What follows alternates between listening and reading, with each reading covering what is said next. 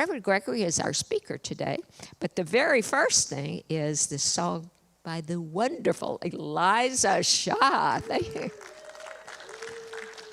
And she's going to get the blue microphone.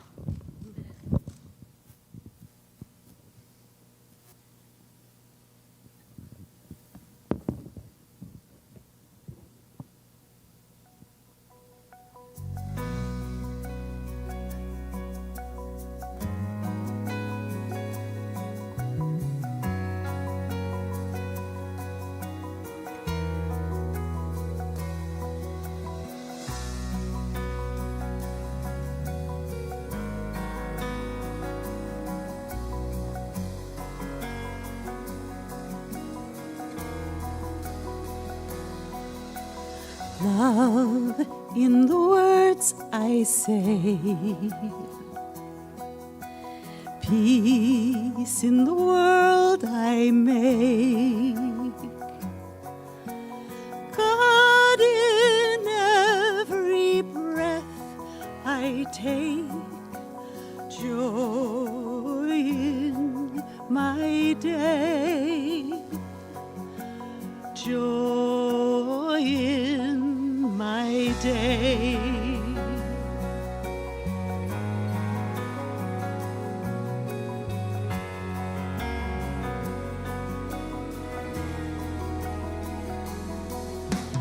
Love in the words I say, peace in the world I make, God in every breath I take, joy in my day,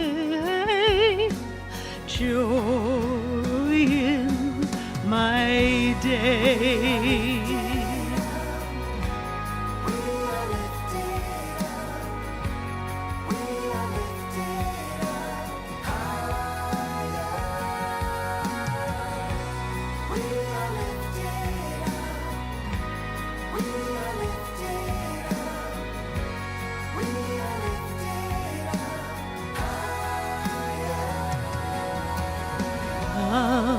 In the words we say,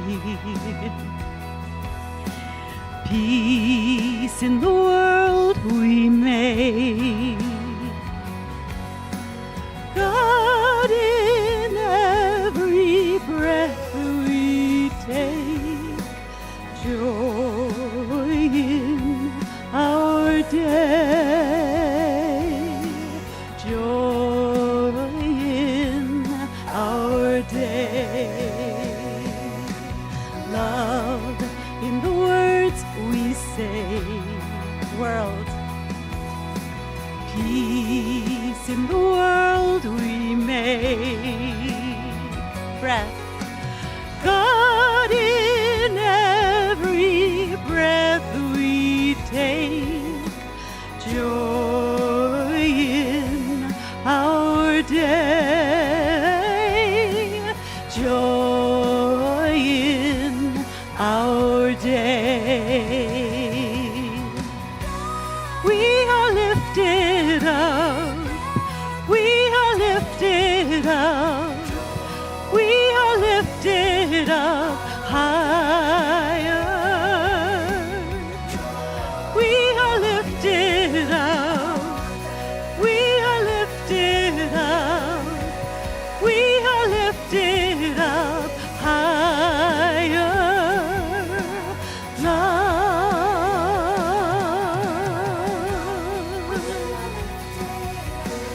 joy, peace, higher.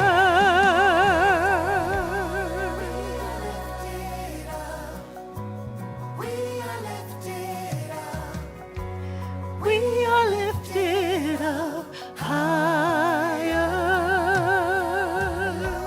We are lifted up, we are lifted up, we are lifted up higher.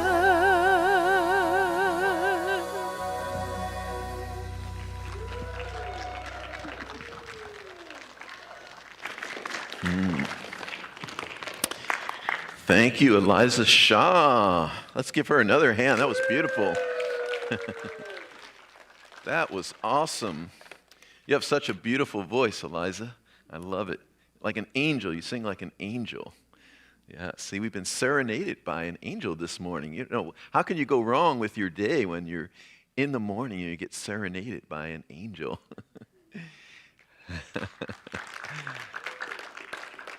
Yes, I am Reverend Gregory Toole, and what a pleasure it is to be here with all of you.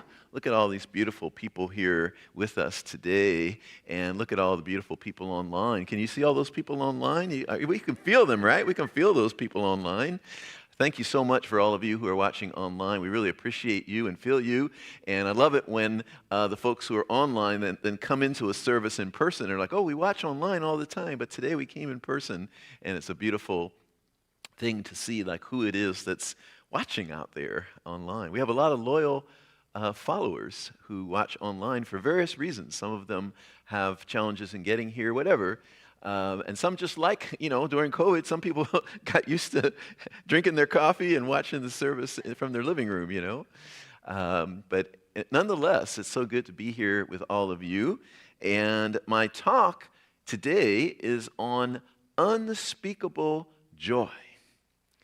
Unspeakable joy. Unspeakable joy.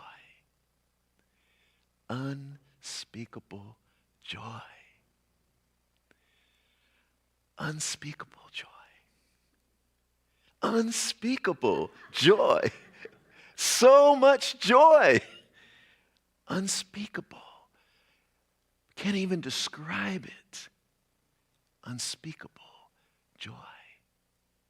I would invite you, right, because this unspeakable joy is this, it's not an emotion, right? We have like happiness. Sometimes we feel happy. Sometimes we feel sad. Sometimes we feel up. Sometimes we feel down. But this unspeakable joy, this is not an emotion we're talking about here. This is a quality of the divine. This is a quality that exists in us at all times.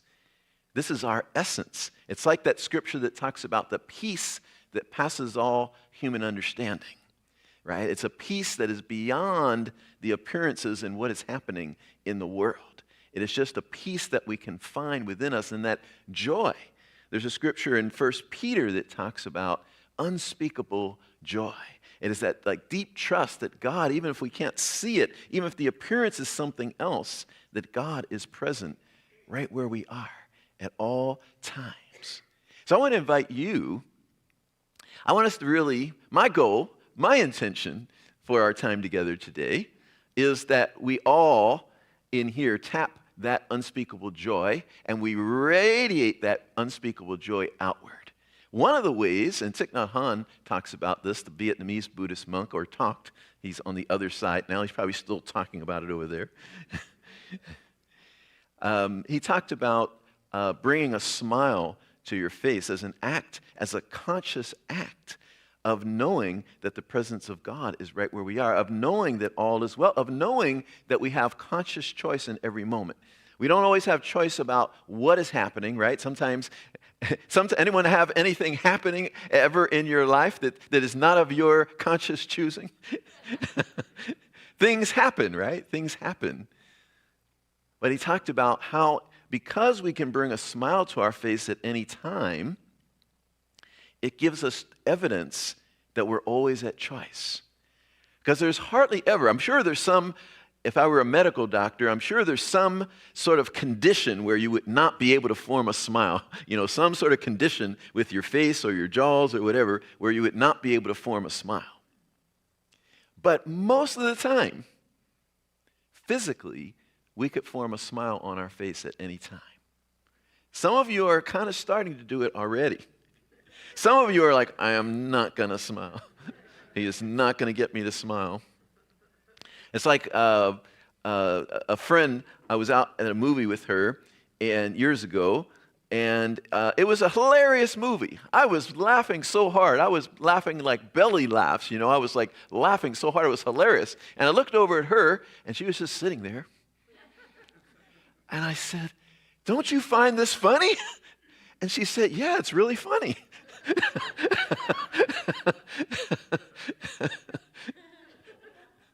Okay, well, why aren't you laughing?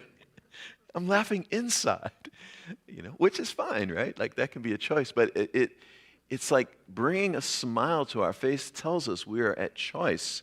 So I want to invite you right now just to try this out. Don't look at anyone else so that way we won't be self-conscious. I'll just look at all of you. No, I won't look at anyone either. I'm going to look out there. Just like bring a smile to your face. Allow yourself to bring that smile because that begins to invite that joy, that unspeakable joy. That begins to invite, that begins to say, I know I'm at choice. That begins to say that I consciously bring to my awareness in this moment that all is well, regardless of any appearances. I consciously bring to my awareness how much I have to be so grateful for. I consciously bring into my awareness of how good life is because God is my very life and being. All right, I think most of you only held the smile for like 2 seconds because by the time I looked at you, the smile was gone already. I was looking at you and I saw the smile coming, but then by the time I looked back, it was already gone. Right? Sometimes people have called me the smiley guy. You're that smiley guy. Like people who don't even know me, right? Like a coffee shop that I would frequent or something like that. And they would go, oh yeah, I recognize you. You're the smiley guy. You're the guy that's always smiling. And I can't help it.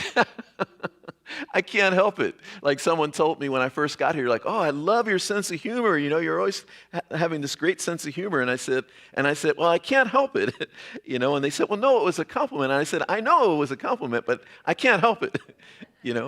My mom came to see me years ago when I was board president at the very first Center for Spiritual Living that I started in. And she came to visit and she came to the service. And as the board president, I would do the announcements every Sunday. And she said, oh my goodness, even when you do the announcements, you're up there smiling and telling a joke. Like, Paresh can't relate to that at all. Paresh is another one of the smiley guys over here. He's one of the guys that like constantly is in touch with his joy. And as I think about that, what is that about for me? Like, how come I'm always smiling? And how come and I'm not always happy per se. I'm not trying to say that, right? Like I feel down sometimes. I feel all full range of emotions.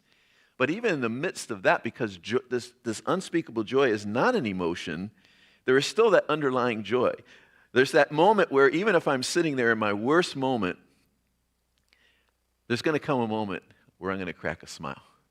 There's going to come a moment where I go, look at this crappy moment I'm in. Isn't this hilarious to be in such a crappy moment?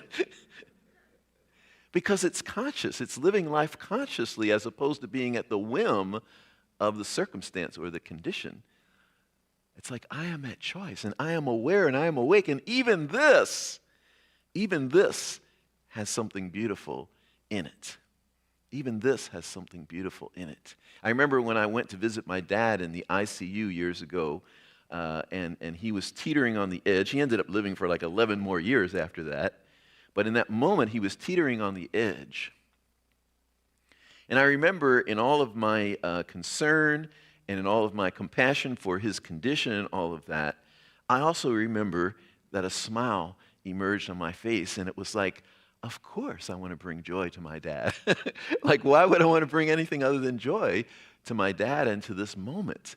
Right? And so it was in that moment with everything else, the emotions and everything else that I was feeling, it was like the joy is still there because it's the presence of God right where we are. It's God smiling through me, as me, to me, and through me to the world and to everyone else. Could we be like a smile to the world? Wouldn't that be a great gift? Some people say, well, there's too much terrible things going on in the world. I can't be walking around smiling. It's not fair that I should be smiling. But doesn't the world need that smile? Doesn't the world need that higher view of what's going on? Sometimes in our centers for spiritual living, we've gotten, in my view, many people would disagree with me. That's okay too. But in my view, sometimes we've gotten off track because we're getting down into the muck. And we're getting into we want to take a position on things in the world and all of that. And that gets us down in the muck, right? Because to take what we really have to offer as Centers for Spiritual Living to the world is not another opinion. You know, all you have to do if you want another opinion is just turn on the TV, right? Get online. You're going to see a million opinions out there. Everyone's got an opinion, you know. You get on social media. Everyone's like, no, it's this, no, it's that. So to put another opinion out there is not really helping anything. However, to put a higher view out there, like a roomy kind of view out there, to say beyond ideas of wrongdoing and right doing, there's a field. I'll meet you there. Now that is starting to contribute something to humanity because we're inviting people to a higher place. That beyond all of this that we're bickering about, beyond all of this that I'm on this side and you're on that side and I have this view and you have that view, beyond all of that, there's a presence, there's a connection, there's a oneness. There is something that unites every single one of us. One of the things that unites every single one of us is this quality of peace at the center of our being. Every single one of us desires peace at some level of our being. Some people, you wouldn't know it because they're raising heck all the time. But at some level of their being, they desire peace. That is a place of agreement. Regardless of any appearances, that is a place of agreement. That place in us that desires peace. That place in us that desires just to be well, just to be happy. We just want to be happy. That's a place of agreement in all of us. So my invitation today is to be in that joy, be in that awareness that the presence of God is right where we are. Bring that smile to your face in that awareness, in that conscious recognition that the presence of God is right where I am and all is well. All is well. Anyone know what I'm talking about when I say that peace, that place of peace within your own being? Anyone know what I'm talking about? Who knows what I'm talking about? Yay, I'm in the right place here. Yeah. And so it's just, since we know that place, then it just becomes a remembering, right? Instead of, going down the spiral, on the downward spiral, we remember who we are. We remember that the presence of God is my life. The presence of God is right where I am. The presence of God is all there is. And this too shall pass, and this too shall pass, and this too shall pass. And something greater is happening. I read a really profound book accidentally. It was by the Indian spiritual teacher Sri Aurobindo, who it is said that Ernest Holmes, our founder, that was the last person he was studying before he made his transition. And so Sri Aurobindo wrote this book, The Life Divine. And ministers would always talk about it, that this was one of the last books that Ernest Holmes read. And I thought, one of these days, I got to pick up that book. I got to see what's in there, right? Sri Aurobindo, Life Divine, that sounds great. Well, I didn't look into it any further than that. One day I saw it on Kindle, and I downloaded it on Kindle and started reading it. And I'm reading and reading and reading, and on Kindle it tells you how far along you are in the book. So I'm reading. 1%.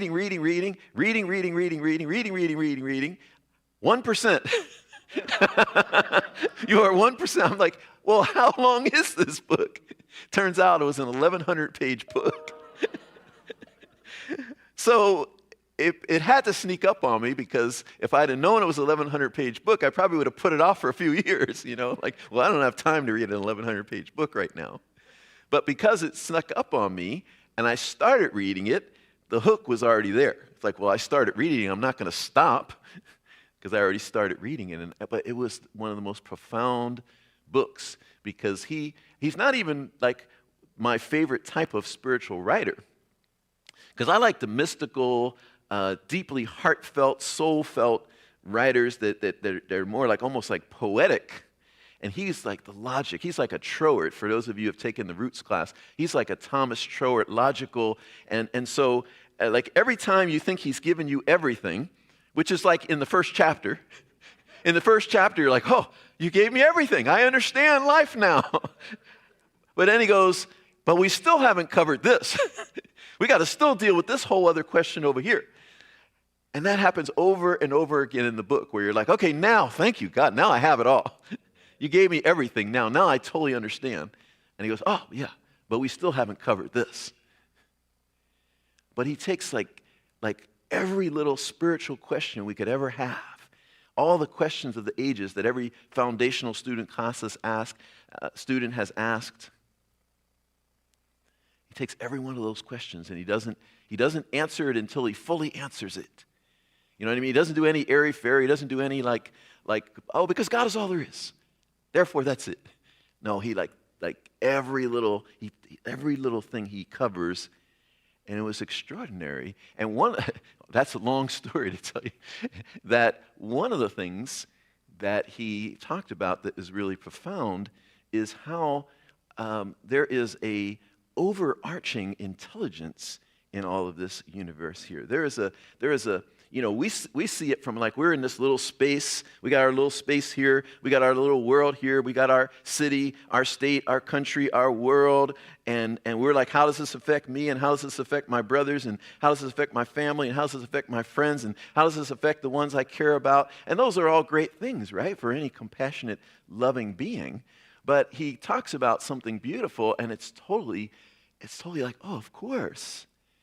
If God is all there is, and there's an infinite intelligence and infinite wisdom and infinite power, then all that we're toiling in humanly, there's this overarching intelligence that's putting it all together for something good. That's putting it all together for something good. Constantly weaving it for something greater. Constantly weaving it for something greater. And that's a really high view. That's a really high view to take. Right? That's a really high place to see the world. Where we start realizing that yes, with my intellectual capability, I can't comprehend that. The same way with my intellectual capability, I can't comprehend infinity. I can't comprehend this infinite intelligence that is weaving it all together for the greater good, for the greater good, for the greater good. But here's how I relate to it, because sometimes for me, I got to just bring it back to my personal experience.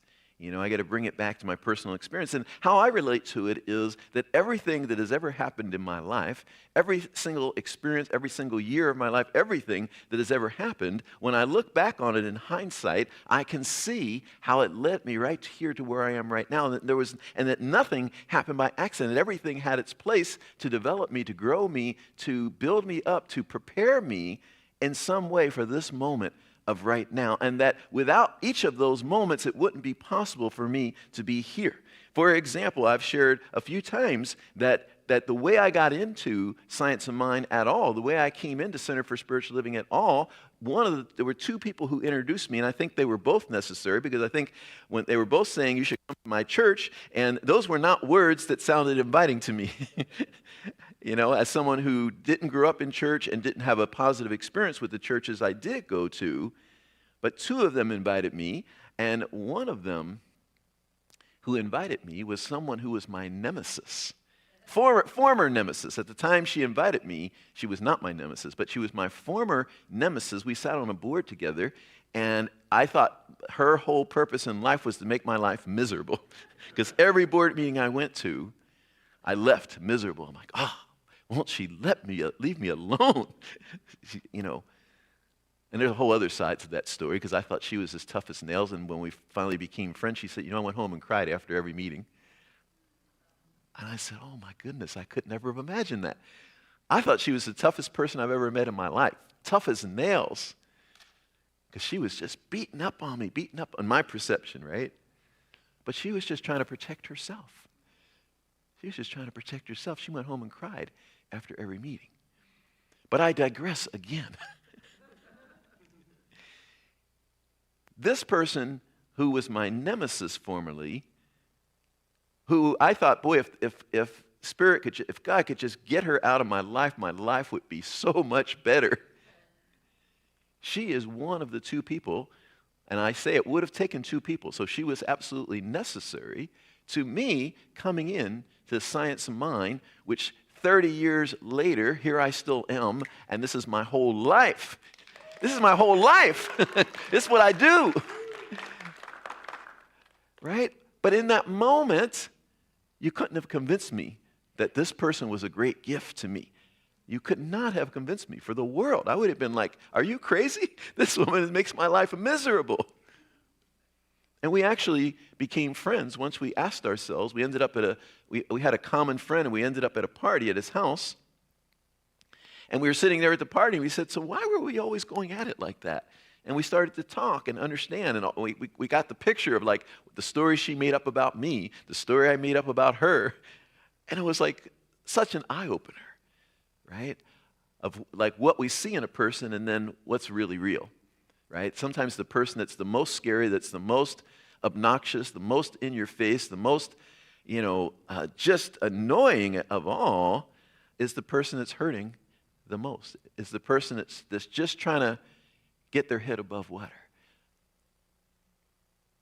So wrapping that back around to Sri Aurobindo, the way I understand that weaving of everything is I look at my own life. And when I look at my own life, I can go back every year of my whole life, and I can say I've never had a bad year. I've never had a bad year. And yet, there were years where my loved ones died. There were years where I lost a job. There were years where my income was like almost non-existent. There were all these things happening. And yet there was that greater, at the level of my soul and at the level of the greater soul, there was that was weaving it all together for my good all along. Sometimes when I think about this, I think that none of us would even be sitting here if that weren't true. Like if it were totally up to our human devices to get us here today, to navigate all that we've navigated, we wouldn't be here. If it weren't for grace, we wouldn't be here. We would have never made it. So we know, somewhere in our being, we know that that's true.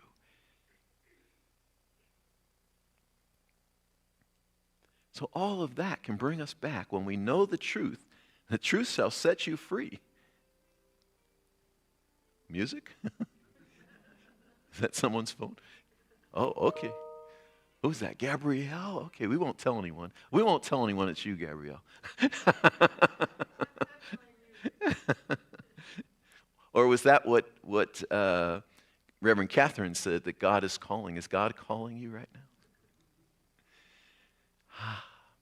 So we come back to that truth that sets us free, that the presence of God is right where we are, and a smile forms on our face, and we walk differently. We walk differently. I remember when I first came into this teaching, we were talking about practicing the presence of God and being aware that the presence of God is right with us all the time. And I was living in Oakland at the time, and I was what's that other sound? You got your computer back there making sounds? It's a divine moment here that we can smile through, right? Are you playing games back there, Carl?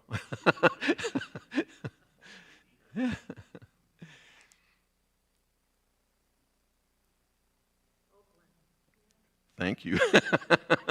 I was totally away from that. I would be walking around Oakland, and my office was in downtown Oakland, and that's a whole other story, beautiful office. I won't digress there.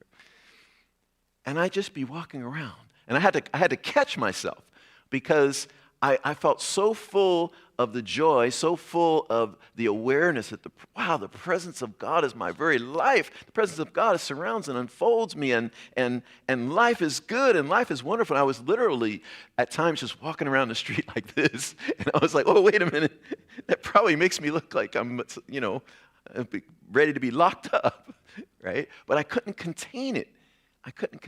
So I had to like, okay, pull your arms in, walk like this, but still feel, have that pep. So the joy,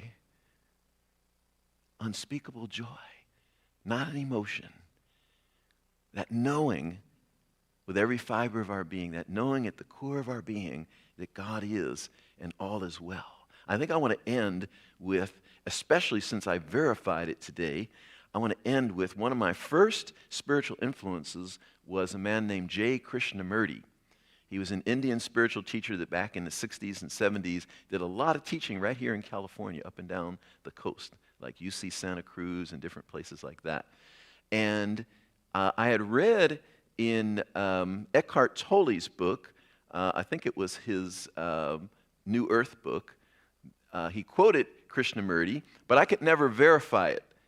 And I kind of like, okay, it's Eckhart Tolle, he's going through a major publisher, I guess I can trust this, but I am, as someone who is quoting things myself professionally, I always feel like I need to verify it, right? Before I'm going to say something publicly, I need to verify it. And so I was always like skeptical about, and I'd always say like, well, Eckhart Tolle said that Krishnamurti said, but today, now we've got Google with AI combined and all of that. So I said, okay, I'm going to try that. I'm going to say, where did Krishnamurti say this? And boom, the video popped up of him saying this line that was one of the reasons why I was being a little bit skeptical, because it was very atypical of what he would say. Because Krishnamurti would always, if he were talking to an audience, he would be talking to them, and he would be dialoguing with them, and he would be asking them questions, and he would be saying, so what do you think? And someone would answer, and he would go, no, that's not it. And he would never tell them what it is. He would always be asking them questions, and would always be, no, that's not it. Like once you can put it into words, no, that's not it. So for him to say something directly was a big deal. And what he said, and today, this morning, I verified it before coming into here. There's a video of him giving a talk saying, my secret is, which, J. Krishnamurti, who never just said things directly like that, it's like, I'm like listening, right? My secret is, and he said, my secret is, I don't mind what happens. My secret is, I don't mind what happens. That's what we're talking about here today. We're not caught up in the appearances. It doesn't mean we don't care. It doesn't mean we're not compassionate. It doesn't mean we're cold. It means we're not caught up in all the appearances of what's happening. We don't need it to go a certain way for us to be happy, for us to be in our joy, right? We can have those times. That's what I'm saying. My whole life, I've never had a bad year, because in that moment where there was no money, let's say, the joy was still there. In that moment when I lost a job, the joy was still there. In that moment when someone passed away, the joy is still there, right in the midst of the grief as well. But that unspeakable joy never leaves. Krishnamurti's secret, I don't mind what happens. He said, if I have food, then great. If I don't have food, that's okay too. If I have money, that's okay. And if I don't have money, that's okay too. And he said, by the way, I don't have any money. He wasn't a person who lived with a lot of money, just like Thich Nhat Hanh, the Buddhist monk, right? He would talk about that. He says, I don't own anything. He would travel the world and speak and make a big difference, but he said, I don't own anything. But he was in that peace. He was in that great joy. The peace that passes all human understanding, the joy that passes all human understanding, unspeakable joy. It's yours and it's mine, and nothing can take it away. Thank you so much for listening today.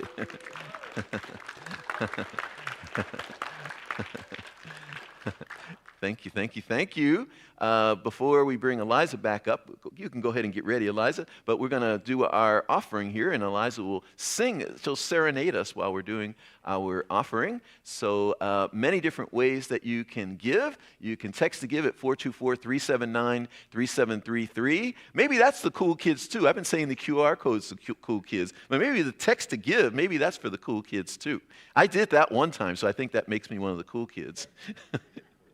I did that at Agape. It was like, oh, I don't have any check. I don't have any cash. Oh, text to give. I was like texting right there. And it worked like a charm. It was beautiful. You can go to redondocsl.org/donate and give that way. Or you can do the QR code. Really, 3 ways to be the cool kids. You're going to be the cool kid no matter what, okay? How about that? You're all the cool kids. And for those of you online, those options work too. And if you found something good today, please consider supporting us financially. We greatly appreciate it. So let's do our little prayer as Eliza gets ready. Divine love consecrates my gift. It goes forth to heal, to bless, and to prosper all those who give and all those who receive. I rejoice in the sharing of my good, and I release my gift with love, and so it is.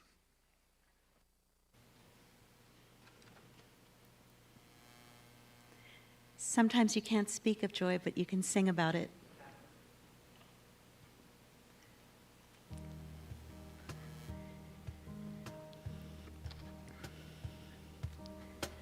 My life flows on in endless song above earth's lamentation. I hear the sweet, though far off hymn that hails a new creation. Through all the tumult and the strife, I hear that music ringing. It finds an echo in my soul. How can I keep from singing? What though my joys and comforts dim? I know my Creator liveth. What though the darkness gather round? Songs in the night soar skivet. No storm can shake my inmost calm, while to that refuge clinging, since love is love, heaven and earth, how can I keep from singing? I lift my eyes, the cloud grows thin. I see the blue above it, and day by day this pathway smooths, since first I learned to love it. The joy of spirit makes fresh my heart, a fountain ever springing. For all things are mine, I'm one with source. How can I keep from singing? No storm can shake my inmost calm, while to that refuge clinging, since love is love, heaven and earth, how can I keep from singing?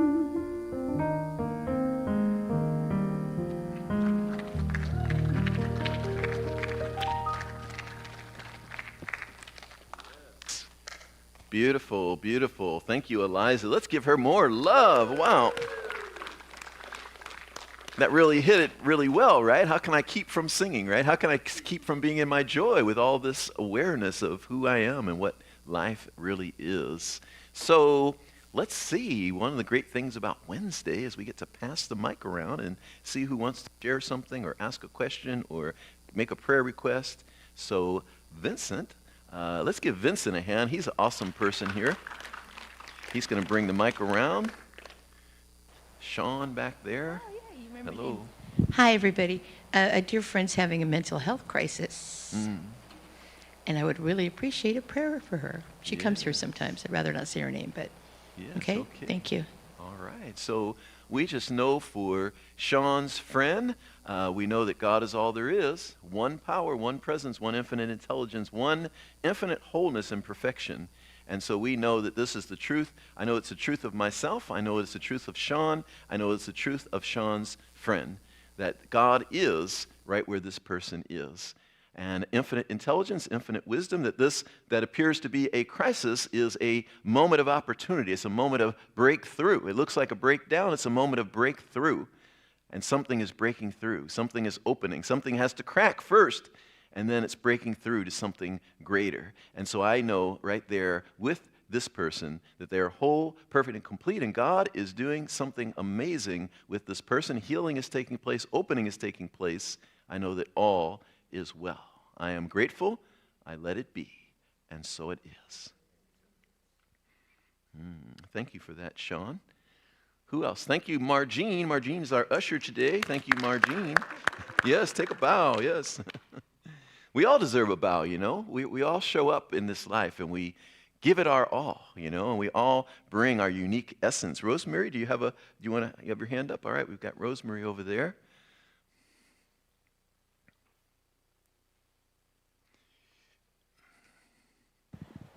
I lost my husband in December, and I have been extremely lost lately about it.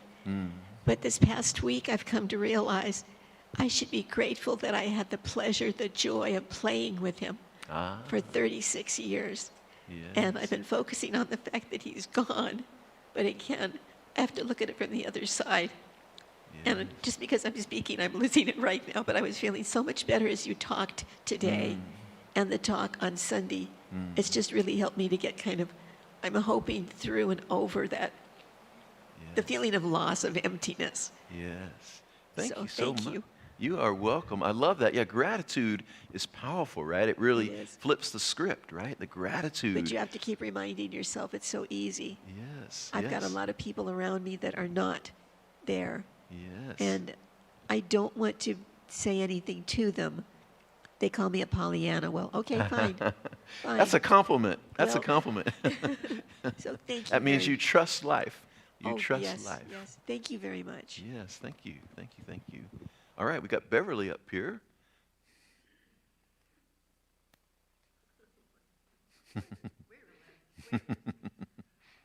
Good morning. Thank you so much.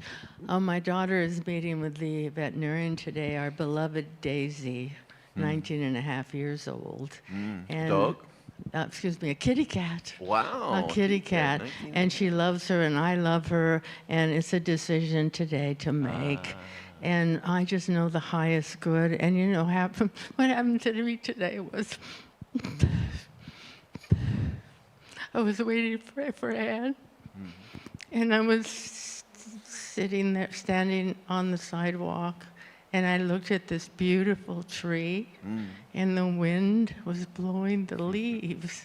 And that reminded me that I'm in the presence of the breath. It just, yeah. Anyway, and I'm so grateful for this Yes. morning because I've never had a bad year either. It's true. It's true. None of us have. It's his perspective, right? It's perspective. None of us really have. Thank you. This is an amazing life we're living in. We bless Daisy in her transition and how beautiful that she's been able to be a companion, friend to those around her for 19 years. How beautiful. Thank you. My daughter Jackie knows God is present, and she said, I'm trusting that decision. Yes. I held my cat Winnie when she made her transition. It was a really beautiful thing. The vet was so moved by it that she didn't even charge me for the cremation. She's like, I can't charge you, you know. And I was like, are you sure? I really was like, are you sure? And she's like, no, I can't charge you. Thank you. Yeah, thank you. Thank you for that, Beverly. Kenneth has his hand up. And Sue, did you have your hand up over there? Okay, we'll get to Sue after Kenneth.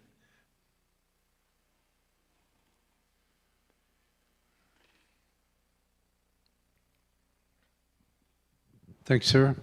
Beautiful message. I have a relative, 93. Ask that you give her a prayer of peace and guidance. She's in assisted living. First time in her life she had to leave her home because she was unable to take care of herself. Family is very supportive, but I keep praying with her when I call her. Luckily, she got her voice back. Took 4 months. So she's talking, she's happy, she's getting herself oriented to the life of assisted living. Yes. And I discussed with her daughter about making that environment more like home. She has a private room, but if you could send a prayer to her. What's her name, if you don't mind? Her name is Mary Grace. Mary Grace. Oh, a southern name, you know. Beautiful name. But I just want to send her prayers so she'll be at peace, but she'll live out her life until she's called home. Yes. We just know today, staying in that consciousness of oneness, that Mary Grace has found her perfect now home, her perfect home for right now. New people she's meeting, new people greeting her, creating the space for herself for this moment in her life. And so we just know right here that this is the perfect place for her right now, where she can be cared for, she can be assisted in living out her days here on this plane to the fullest and the best way. And we know that life is eternal, so that even when we leave here, the journey simply continues. And so we just bless Mary Grace right where she is, knowing all is well. I am grateful, and so it is. Let's go to Sue. Thank you for the very inspiring service. So are you of the mindset that everything happens for a reason? And how much is divine intervention? How much is us creating our world? It's a great question. What's the first part? A mindset of everything. I hesitate to say that because it's so cliche. You know, like, am I really going to say that everything happens for a reason? Yes, that has truth on many levels, right? Everything does happen for a reason. Everything is in divine order. Everything is in perfect divine order. So everything does happen for a reason. And for me, it's like we create at three different levels. Okay, most of us create at the level of being unconscious. You know, we're just creating things because we're not even aware of what it is we're putting out there, and it's just coming back. And that's where most creation happens, at the unconscious level. But then we start to be on a path. When I say most of us, I'm not necessarily saying people in this room, because we're on a path. We're aware that we can make choices. We're aware that we can create our own experience. And so that second one is that consciously we choose and we manifest and we create. But then there's the superconscious level, which is really at the level of the soul, right? Because there's no separation. There's no separation between us and God. Right? So at the soul level, we're creating at the level of God, basically. We're creating at the level as God, like stage 4 consciousness, right? And that's where our soul that is constantly nudging us in the human sense knows what we need. So our soul might create all kinds, like my soul, absolutely, my soul at the superconscious level created the experience with my good friend Deidre Brown, who was seemingly my nemesis. But the soul knew better. The soul was like, you need to know this person.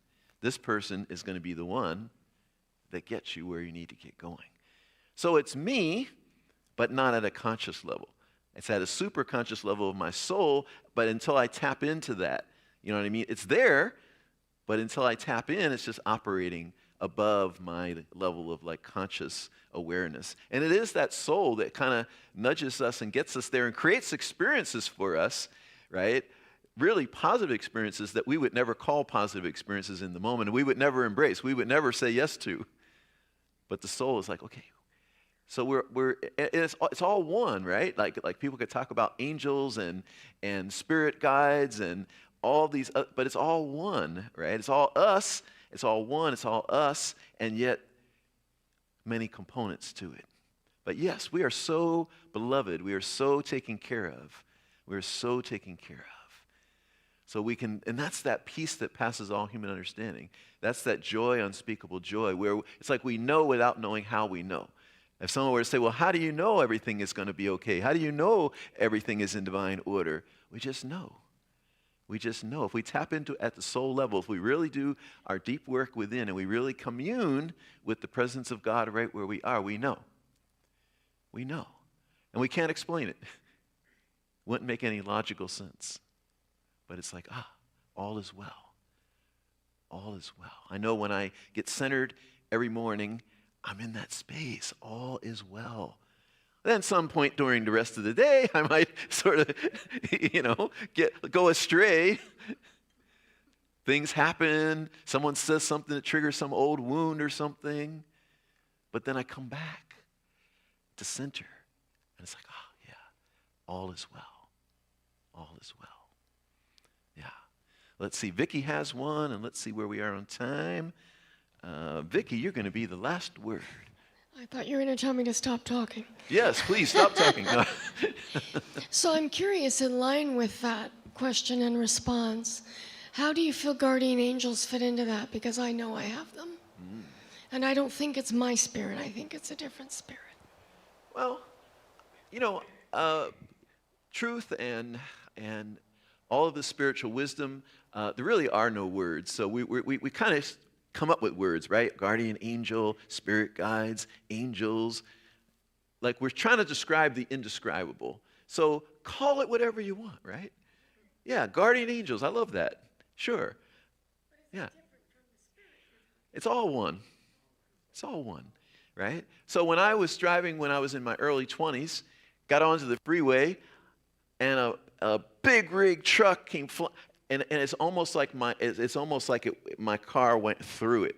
You know what I mean? That's the way the perception. I have no way of explaining why I'm not dead, why I wasn't dead, right? Why that truck didn't just like. But because I went and I wasn't paying attention enough, and it's like, but it was like one of those things where it like instead of smashing my car and going over, it went through. It doesn't make any sense, right? You're gonna like put this man away. But it was just one of those experiences where, oh, that's the grace of God right there. Whether it's guardian angels, whatever we want to call it, right? It's like there's something greater here. Same source, all one. Yeah. Thank you. That was a great final question. Thanks you all for being here. Yay. Blessings. I'll hang around for a minute if anyone wants to talk or get a hug or